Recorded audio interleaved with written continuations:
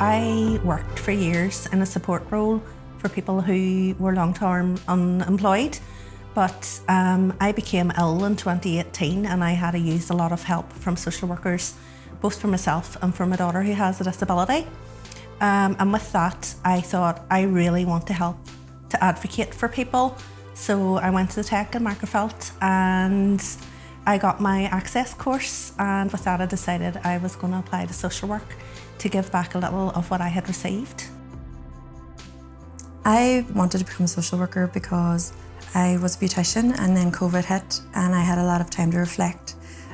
So I volunteered to be a childline call handler with NSPCC, and through that really had my eyes open to what was going on in the world. At the same time I was navigating the referral process for a member of my family who was being assessed for ASD. I found those systems extremely difficult to navigate. The information was very light. So I suppose I wanted to become a social worker to help families like mine to stand up for children's rights.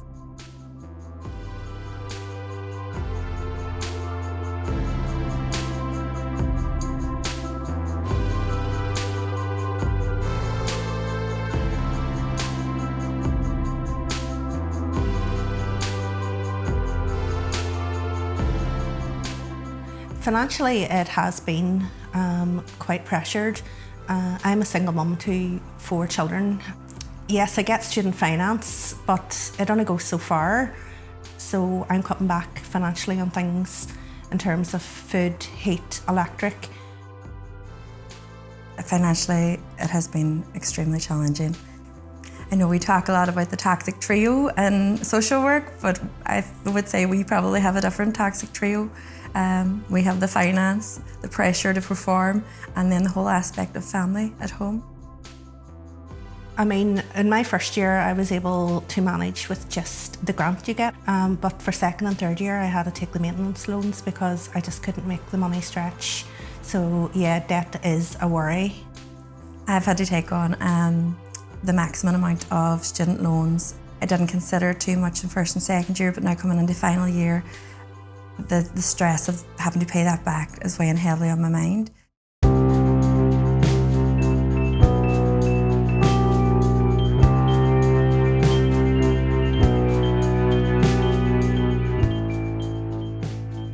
So I've used the student incentive scheme to provide what would normally be not luxuries, but things that I would have provided for my children prior to this course.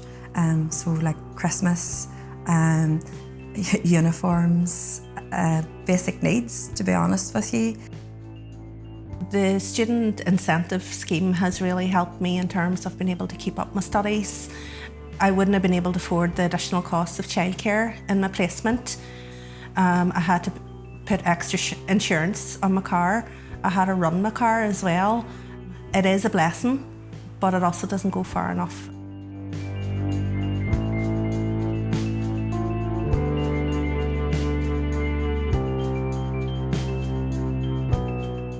My mental health's definitely been affected, and not only mine, but the mental health of my family. I don't know how I've got through this past 3 years. I feel like a woman that's on a mission, and the sacrifices my family have had to make because of that mission fills me with guilt.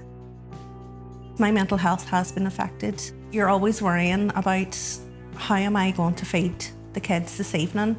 How am I going to pay that extra bill for childcare? How am I going to put the oil on an extra hour in the house? Because there's just so much you have to account for now in terms of finances. Like, for example, I had problems with my car and I had to go to the garage when I was in placement. It was £400 in the month of Christmas. And my mental health was seriously affected at that point.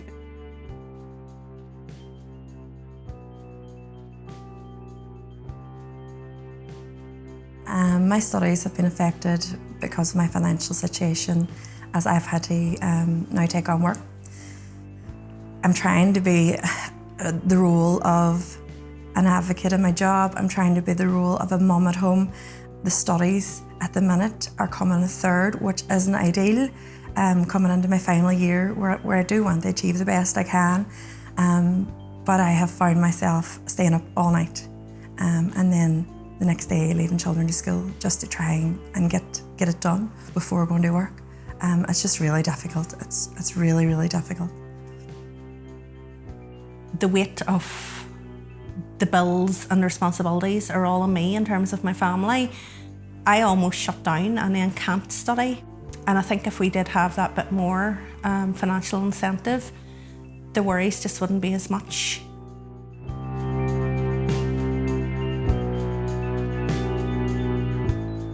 I feel the message that social work students are getting by not having the bursary increased is that we are the black sheep of the family. Like, we're told constantly that we need social workers. There's not enough social workers out there. We're also told there's high levels of social work burnout. Well, I as a student already feel that burnout, and I do think the Department of Health need to take this more seriously and encourage us a wee bit more. And coming to the end of this degree, I am completely and utterly exhausted, given my all. So if I feel that now, that's going to impact me negatively coming into my profession as a qualified social worker. Our lecturers are always telling us that we're on par. We're part of the Allied Health team. We're under the same banner. We have the same kind of respect in the room as everybody else. But we're the only ones that don't benefit from having our fees paid or indeed having our bursary increased. So you kind of question then, are we the same? Are we on the same level? It certainly doesn't feel like it. It just feels very, very uneven and you don't feel appreciated.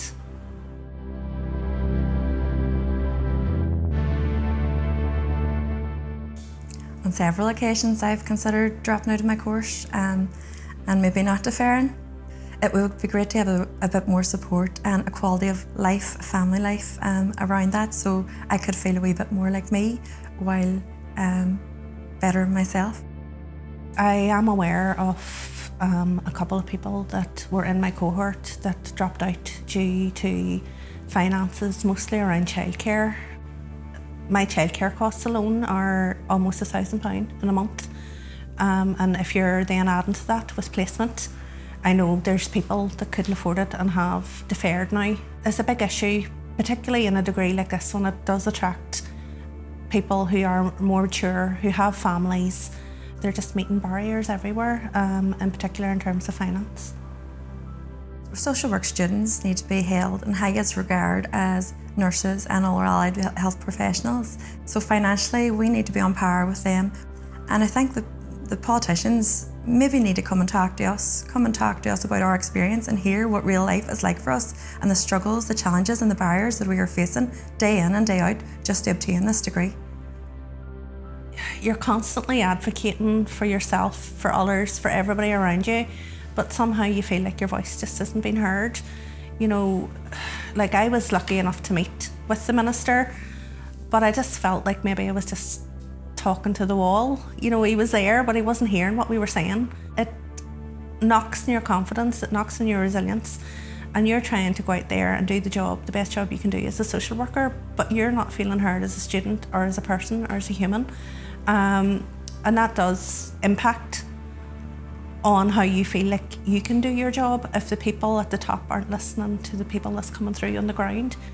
It's hard then to think, well, how am I going to use my resilience to work with people, with service users, if the people who are supposed to care about us aren't listening?